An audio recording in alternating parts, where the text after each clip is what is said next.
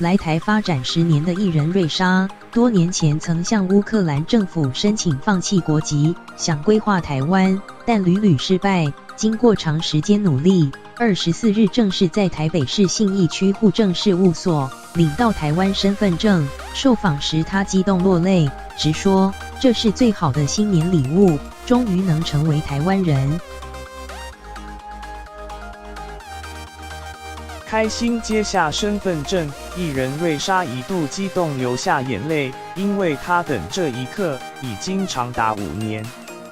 艺人瑞莎，我从一哭一笑一哭一笑，这几天几乎没什么睡觉。我老公，我刚才传照片给他，他也哭了。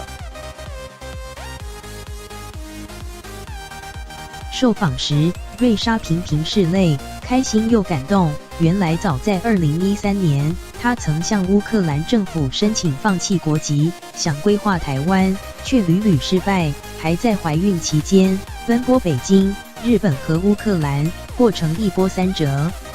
艺人瑞莎，我也是第一个为了台湾放弃乌克兰国籍的人，这一条路真的一开始就比较难。我那时候还大肚子，一直飞北京，一直飞日本，一直飞乌克兰。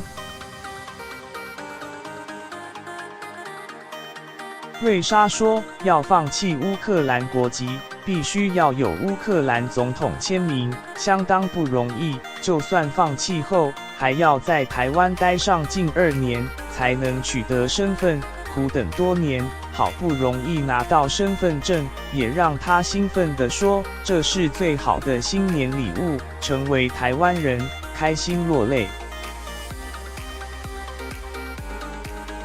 艺人瑞莎，我现在就是真正的台湾人，我非常谢谢大家，我很激动。